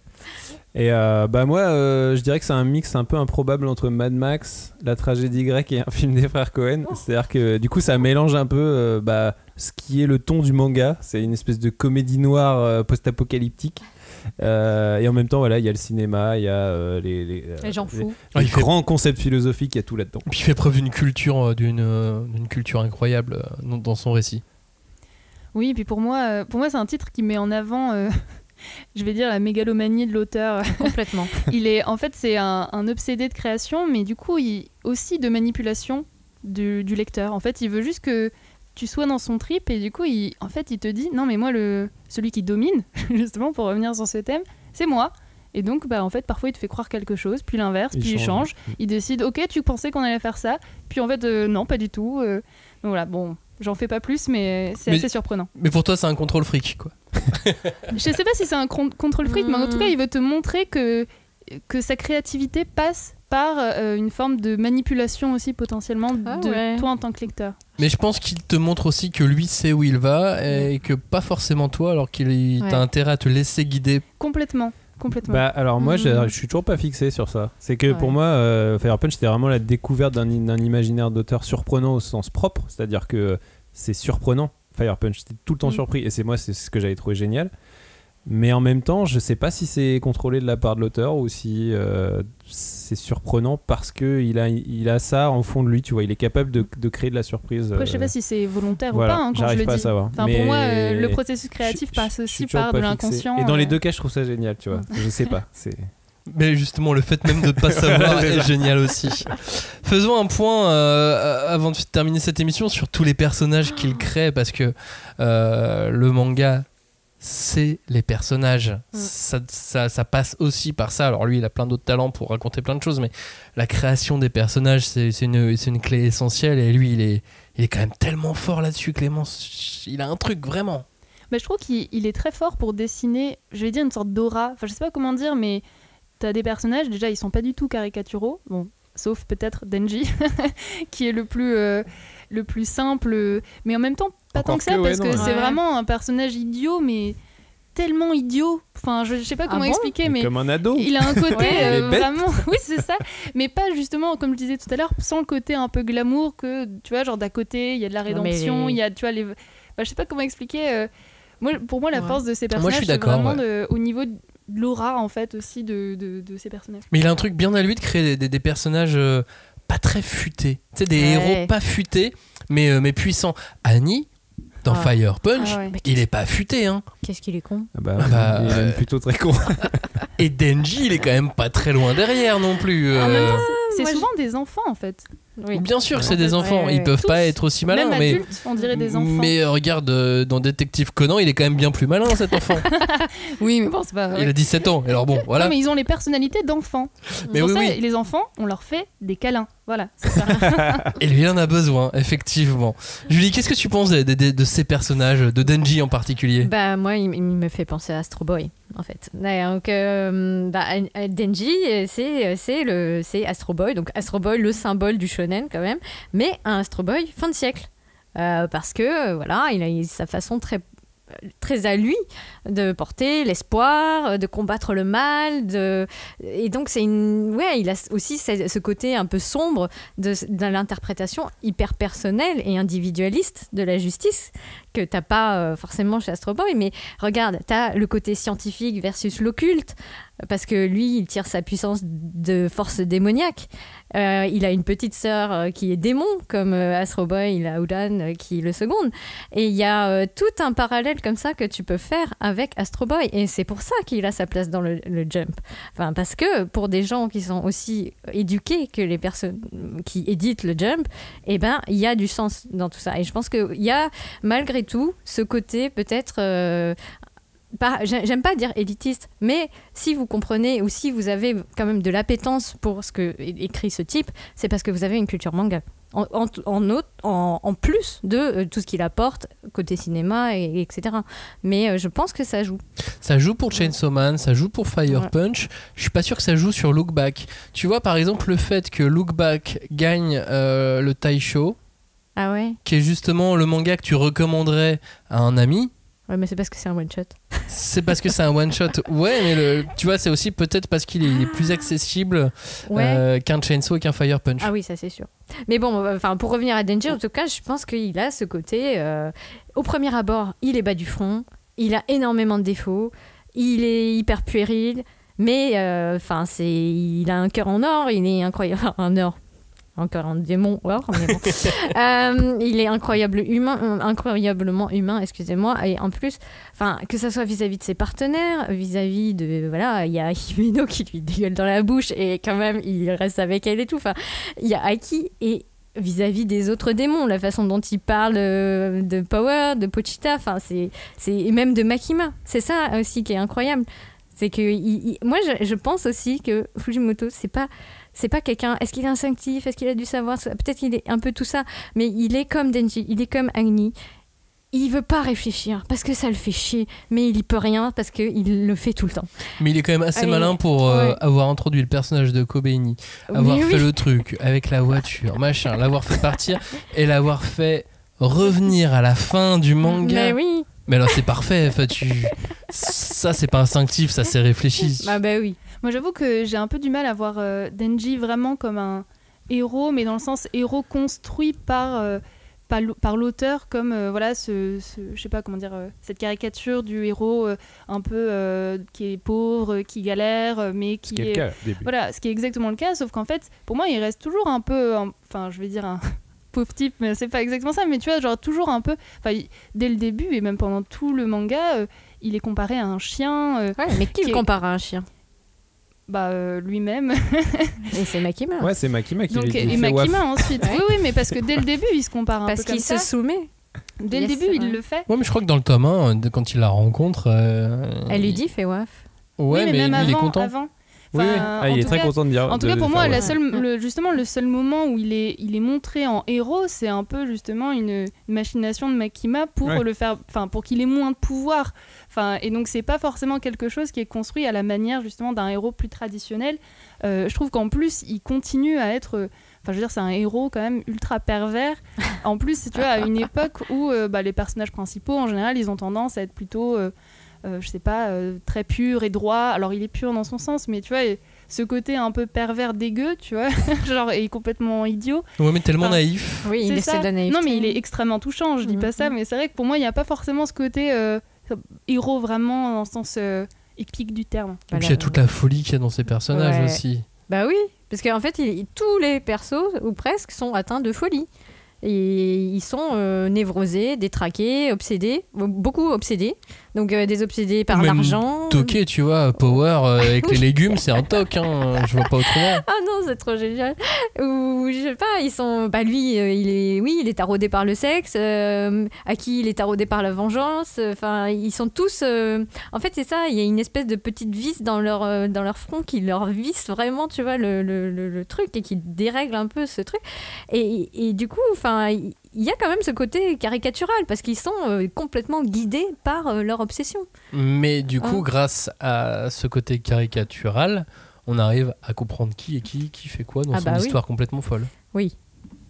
Robin, qu'est-ce que tu penses de tous ces personnages? On t'entend pas là depuis le début. Non, mais de tous ces psychopathes, de ces fous, de ces pervers. Je buvais vos paroles. Non, mais je parlais d'imaginaire d'auteur surprenant. Je pense que ça se rejoint, ça se vérifie sur ces personnages. C'est que ces personnages, ils sont surprenants. Ils sont littéralement imprévisibles en fait. En général, quand tu lis un manga de Fujimoto, sauf Look Back peut-être effectivement, tu sais pas comment ils vont réagir. Et je pense vous avez parlé d'enfants tout à l'heure et je pense que c'est un peu le cas. Et je pense que ça rejoint aussi le fait que Fujimoto est obsédé par la création. La création, c'est en général, Nietzsche disait, c'est créer, c'est redevenir un enfant, tu vois. C'est vraiment c'est ça, créer. Et je pense qu'en fait, quand il fait ces personnages, il les met en scène comme des enfants. Donc ils sont ils ont envie de créer des choses, ils sont imprévisibles et ils sont purs, mais ils ont une espèce de pureté malsaine. C'est des enfants, donc ils savent pas quand ce qu'ils font c'est bien ou mal selon la morale, tu vois. Il y a vraiment un truc qui est compliqué à déterminer pour eux. Je pense que et même les personnages qui ont l'air vraiment très réfléchis, même Makima, c'est compliqué de savoir quand vraiment elle calcule ce qu'elle fait, quoi. C'est-à-dire que des fois on a l'impression que c'est l'instinct ou je sais pas, cette espèce de pureté d'âme d'enfant qui la pousse à faire des choses, tu vois, mais on sait pas si vraiment son but c'est de dominer le monde. C'est peut-être c'est le démon domination. C'est peut-être l'essence de je sais pas, de sa personnalité qui lui dit de faire ça, mais il y a pas ce truc de j'ai calculé, j'ai un plan très construit pour faire tout ça, tu vois. Justement, pour moi, mais c'est là où c'est fou quand même la richesse de cette œuvre, c'est qu'en fait on est, je pense, même pas d'accord sur ce qu'on lit en fait dans les personnages ou dans l'histoire. C'est que parce que justement pour moi Makima, son objectif c'est de disparaître. Moi, c'est comme ça que je le lis, en fait. Ouais, mais tu pourrais dire, pour reprendre ce que disait Julie, peut-être qu'elle aussi, elle a pas envie de se poser de questions. Elle a peut-être envie de juste être tranquille. Je sais pas comment dire. C'est vrai que ça revient souvent. Ils veulent pas. Peut-être qu'ils veulent justement, ne plus avoir à obéir à leur raison d'être, tu vois. Et Denji, il veut bien être un chien s'il est heureux, tu vois. Genre, je m'en fous d'être un chien. Si je suis content. Mais du coup, je sais pas, je me dis, mais c'est effectivement une pureté que je dirais malsaine, quoi. C'est un truc qui est. Ouais, mais c'est ce qui rend le résultat si jouissif et si sincère. Ouais. Parce que c'est ce qui s'oppose justement. Et en même temps, c'est un truc qui est très propre au Jump aussi, tu vois. Les persos sont purs dans le Jump en général. Oui. Bon, là, ils sont purs, mais ça les pousse à faire des trucs qu'on voit pas trop dans le Jump d'habitude. Vous avez remarqué un truc aussi, c'est que il a besoin de faire souffrir ses protagonistes principaux, mais c'est presque viscéral comment il les fait. L'envie qu'il met, lui, en tant qu'auteur, à les faire souffrir. Tu sais, souvent, on dit que les auteurs ont une relation particulière avec leurs personnages. Oui. Mais là, il les fait souffrir et tout ce qu'il leur fait subir, c'est qu'il l'a en lui. Je veux dire, c'est que... C'est lui le pervers. Non, mais c'est qu'il se sent obligé de leur donner cette souffrance d'une façon ou d'une autre. Pour quelle raison? Pour le bien de l'œuvre, parce qu'il en a envie, peu importe, mais en tout cas il les fait souffrir. Et je me dis même que pour lui la transcendance doit passer par une véritable souffrance, en tout cas dans ce que doit être une histoire avec des héros, dans une histoire fantastique comme ça, quoi. Mais à la fois la souffrance elle est là, mais est-ce qu'elle est vraiment ressenti, tu sais, par les personnages. Tu sais, des fois c'est un peu compliqué de... Denji, tu vois, il a mal, hein. Non, mais tu sais qu'il a mal parce que Annie, il a mal en plus tout le temps, tu vois, mais du coup, il a mal pendant un siècle. Je trouve que dans Fire Punch, c'est un peu plus perceptible parce que c'est moins cartoon quoi. Genre dans Chainsaw c'est tellement cartoon des fois quoi. Genre même quand sa tronçonneuse sort, il a mal, il y a du sang qui sort, il dit aïe des fois tu vois, mais c'est tellement je sais pas, c'est tellement cartoonesque que tu souffres pas quoi avec lui, c'est bizarre. Et dans Look Back comment il l'a fait souffrir par aussi contre, tu vois. Ça ouais c'est vrai. Ouais, là, mais ça parce que fait c'est mal. plus réaliste. C'est plus réaliste mais et puis c'est moins physique mais il fait souffrir quoi. Ouais. Après, moi, je m'interroge sur... On parlait beaucoup du côté autobiographique, mais si c'est pas une souffrance potentiellement qu'il ressent lui-même, en fait, Oui, quand au tu dessines, quotidien. peut-être. Il a l'air bien d'être sûr. un peu torturé aussi, même si c'est un génie. Déjà dans sa tête, mais Non, mais même, c'est possible, mais oui. même le métier de dessiner, c'est une souffrance en fait, quoi, Oui. physique. Donc c'est peut-être ça aussi. Bah, moi, je pense qu'il est vraiment taraudé par cette question de... Enfin, ça se mélange, tu vois. Il y a la souffrance de la création, la toute-puissance de la création. Et donc, il y a un pendant à ça. C'est vraiment la culpabilité. On en avait un peu parlé tout à l'heure.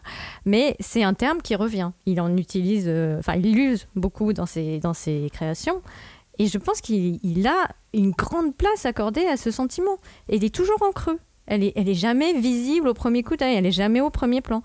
Mais elle est toujours le revers de la médaille de la souffrance des personnages ou de sa souffrance à lui. Parce que de son propre aveu, c'est son ingrédient mystère pour qu'une histoire, elle prenne, pour qu'une histoire soit crédible. Donc je pense que... Enfin, du coup, moi, j'ai toute une théorie sur à la fois la création et sur la culpabilité, quoi. Parce que moi, je me dis, tu vois, c'est que le travail de la création, notamment en BD, c'est comme une incision. Comme, tu vois, il y avait une histoire qui disait le chirurgien, tous les jours, il doit se battre contre ce tabou de briser la barrière de la chair et bousculer l'ordre des choses. Et ben, le dessinateur, c'est pareil. Il bouscule les dimensions. Il part d'un truc en 2D à quelque chose qui peut avoir beaucoup plus de dimensions que ce qu'on est censé pouvoir concevoir, quoi. Et donc, il y a cette espèce de comme si t'invitais à plonger dans une heure, et le seul truc qui te retient à la surface, c'est la culpabilité de l'auteur.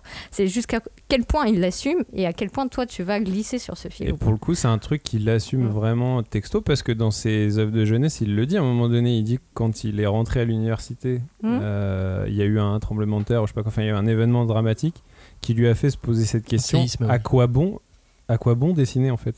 Ça va pas sauver des gens qui sont morts dans un tremblement de terre. Et j'ai l'impression que ce truc l'habite toujours, quoi. C'est-à-dire qu'il sans cesse il a envie de raconter des trucs, ça se voit. Je disais, c'est l'art, ça sort, tu vois. Il a pas avoir de raison à faire ça, mais il peut pas s'empêcher de se poser la question de mais ça sert à quoi en fait finalement tout ce que je fais.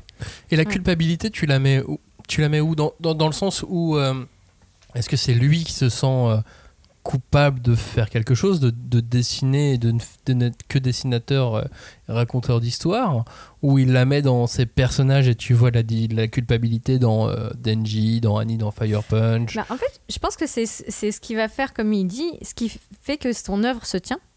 Parce que ça va être le point d'équilibre, en fait. Parce que même si Denji, il est crade, il est débile, il a toujours quand même un moment où il va avoir un temps avant de foncer dans le tas. Et Agni, c'est pareil. Enfin, il n'a pas de culpabilité au début. Il s'en fout parce qu'il est dans le flou. Il est dans la rage complète. Et ça lui a bouffé le cerveau. Et au bout d'un moment, il prend conscience des choses. Et qu'est-ce qui lui vient dans la gueule, mais genre puissance 1000, la culpabilité. Et je pense que ça, c'est au niveau des personnages. Mais moi, j'avais senti, tu vois, ce truc de... Il y a quelque chose à faire sur ce niveau-là. Et je pense qu'il a ce truc de se dire qu'est-ce que je dois faire pour assumer mes histoires. Et, enfin, pas au sens où il se pose cette question-là, mais comment dire, c'est quelque chose peut-être qui est inconscient. Mais ça le travaille, ça traverse quand même son travail. Et il met cette culpabilité dans la religion, dans le sens où, que ce soit dans Fire Punch, dans Chainsaw Man, les gens vont croire en Annie, les gens vont croire en Chainsaw Man, et ils se sentent coupables l'un comme l'autre d'avoir des gens qui croient en eux. Ils sont portés, mais en même temps ils se sentent coupables aussi. C'est quelque chose qui revient souvent, cette question du sens de la vie, dont on parle un petit peu aussi, de ce côté... Bah oui, mais alors c'est forcément métaphysique, mais ce côté, on sent qu'il se pose cette question, tous ces personnages se posent cette question de qu'est-ce que je fais là, et mais c'est comme Denji qui se dit, est-ce que j'ai le droit que mon rêve ce soit de manger de la confiture, enfin est-ce que j'ai le droit, et on sent que il y a un petit peu ça, c'est-à-dire que lui c'est raconter ces trucs, et il y a un peu ce questionnement de est-ce que j'ai le droit, ou comme tu dis, est-ce qu'il n'y a pas une culpabilité un petit peu dans dans finalement quelque chose qui pour lui est toute sa vie, son art, et en même temps peut-être pas si important à côté d'autres choses. Enfin, je sais pas, je suis pas dans sa tête, mais... Personne ne l'est, mais moi je me dis que j'aime bien cette idée que ça nous relie en fait. Il nous demande peut-être de porter avec lui cette culpabilité-là en lisant ses histoires. Ce serait plutôt une bonne chose finalement. Ouais, moi j'aimerais. Parce qu'on est consentant du moins. C'est ça. Mais derrière tout ça, avec toutes ces thématiques, on est sur de la métaphysique, on est sur... on va lui faire une psychanalyse. C'est un auteur qui fait réfléchir. On est sur le sens de la vie, mais alors comment on adapte son travail pour en faire un dessin animé ?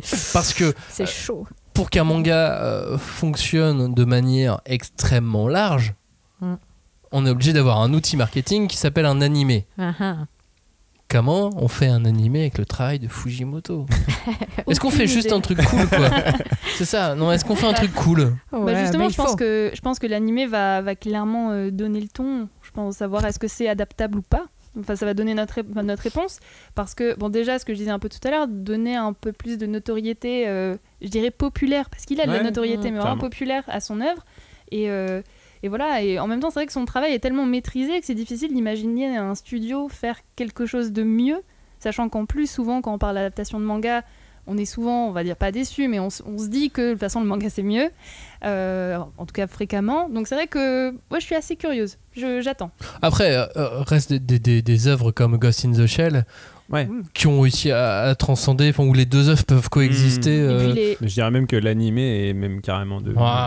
Oui, il est de... on va pas avancer. Effectivement, il y a des œuvres où c'est complètement le cas, et je pense que ça peut l'être, surtout que là, les images que j'ai vues du studio Mappa qui fait... à mon avis, ils ont mis le paquet là-dessus, et ça a l'air d'être quand même très très beau. Ouais. En fait, c'est assez paradoxal parce que par toutes ces références, sa grammaire visuelle, tout ce dont on a parlé, ces références au cinéma, l'audiovisuel, ça fait partie de l'œuvre de Fujimoto. Donc tu te dis, ça paraît logique en fait qu'il soit adapté pour l'audiovisuel, il en parle tout le temps. Mais en même temps, moi j'ai le sentiment que Fujimoto, il a atteint une telle maîtrise de son médium parce que on lit beaucoup de mangas entre nous, on est moins consommateurs d'animé, mais on commence à maîtriser la grammaire manga, on la connaît bien, et des auteurs qui arrivent à la maîtriser à ce point, ils sont pas beaucoup, tu vois. Il y avait Miura, rip, mais voilà, il y en avait pas beaucoup, quoi. Et donc je me dis forcément, si on fait passer son œuvre dans un autre médium, forcément on va perdre un truc, tu vois. Et je me dis, le seul truc qu'on peut faire, c'est vraiment de faire de l'adaptation, mais là au sens strict, c'est-à-dire faire appel à un créatif qui est aussi fou que lui, aussi taré que lui, ou aussi qui déborde d'imagination autant que lui, donc je sais pas, une espèce de star de l'animation il travaille sur Jujutsu Kaisen malheureusement. Voilà, je les connais pas, mais bon, et je me dis, il y a que en faisant appel à des personnalités comme ça. Alors après, il y a le risque que ça se confronte avec l'ego de Fujimoto, mais a priori dans ses interviews, il a plutôt l'air de dire qu'il y connaît rien en animation, donc il fait un peu confiance aux gens. En tout cas, il dit, je mettrai pas mon doigt dedans. Enfin, de ce que j'ai lu, il me dit, je mettrai pas trop mon doigt dedans parce que c'est pas mon boulot, quoi. C'est pas mon affaire, quoi. Mais il aurait fallu effectivement aller chercher. Alors effectivement, t'as le réalisateur de Jujutsu Kaisen qui a l'air complètement fou et de passer sa vie à faire que ça. T'as Yuasa qui est un super réalisateur, mais lui il a ses propres projets, il a peut-être plus forcément envie de travailler sur des adaptations aujourd'hui. Effectivement, un Yuasa avec ça dans les mains et un gros budget, ça peut faire mal, mais en même temps peut-être qu'il réinterpréterait un peu trop. Ouais, mais bon, moi après c'est ma vision. Moi je préfère de toute façon une adaptation qui travaille un peu, mais qui offre un autre imaginaire, tu vois, et un truc complémentaire, quoi, entre guillemets. Mais en même temps, j'étais le premier à dire que Berserk c'était inadaptable. Il y a un animé qui existe, il marche bien, il est apprécié par les gens, ça a permis aussi, tu vois, pas par nous, mais en tout cas il a existé. Julie, comment tu adaptes toi? Moi, c'est pas toi qui vas le faire. Mais... ouais, voilà, pourquoi? Non, ne me faites pas faire ce travail. Mais bon, moi je trouve que son manga se suffit à lui-même. Hein. Enfin, que il a pas besoin autre part que, comme tu disais, dans la dimension marketing et commerciale du truc. Mais alors, s'il devait y avoir une adaptation, moi, je crois que j'adorerais voir un projet, par exemple une préquelle ou une suite, un peu comme on avait eu pour Last Man. Tu vois, on a une continuité dans son univers avec ses personnages, avec sa folie, quoi, mais qui conjugue plutôt donc la continuité ou la complémentarité entre les deux médiums. Ouais, où lui il arriverait avec ses idées, avec un co-réalisateur ou un co-auteur, et qui ferait un long métrage qui se compléterait à un moment ou un autre. Ou une série, mais avec seulement quelques volumes, enfin quelques épisodes, ou je sais pas.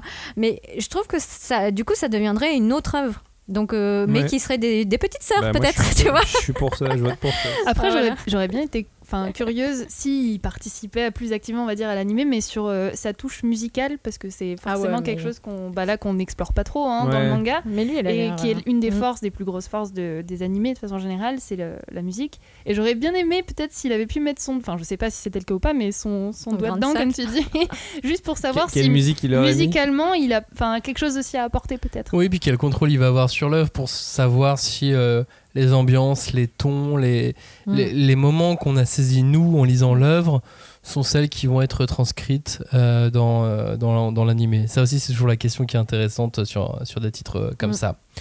Chainsaw Man, quel manga, Fujimoto, quel auteur, Fire Punch. On a beaucoup débordé, mais bon, ça le valait. Il méritait bien. Les gens l'attendaient, effectivement. Et les gens l'attendaient, c'est vrai. Vous êtes beaucoup d'auditeurs à nous avoir demandé quand est-ce qu'on allait parler de Chainsaw Man. Mais voilà, je pense que vous avez été relativement servis, même s'il y a encore plein de trucs à dire. Oui. Moi, je me dis, qu'est-ce qu'on a ? Il y a tellement de choses qu'on n'a pas dites sur le manga. Ouais, tout à l'heure j'ai pensé à un truc. Mais... Il y a même des personnages dont on n'a même pas parlé. Oui. Non mais oui. Et puis en plus c'est marrant, c'est quand même un manga où je trouve on est assez peu d'accord. Enfin, c'est-à-dire il y a plein de points où on n'a pas exactement la même vision et ça le fait pas pour tous quand même. Ça, je trouve ça chouette. En revanche, on est tous d'accord pour dire que c'est trop bien. Oui, voilà, c'est ça. Ça, c'est la bien. conclusion générale. C'est trop bien, il faut lire. Merci d'avoir écouté cette émission. N'hésitez pas à réagir et puis à nous faire part aussi de votre vision aussi de certains aspects qu'on a pu aborder dans cette émission, que ce soit sur Fire Punch, que ce soit sur Look Back quand vous allez l'avoir en main. Là, j'espère que vous allez le lire très très vite. Et puis sur Chainsaw Man, bien évidemment. Puis ensuite sur toutes ces histoires de jeunesse. Merci d'avoir écouté cette émission. Tous les mangas dont on a parlé vont donc être disponibles en France aux éditions Kazé. Et nous, on vous dit à la semaine prochaine. Ciao, salut. Salut. Merci.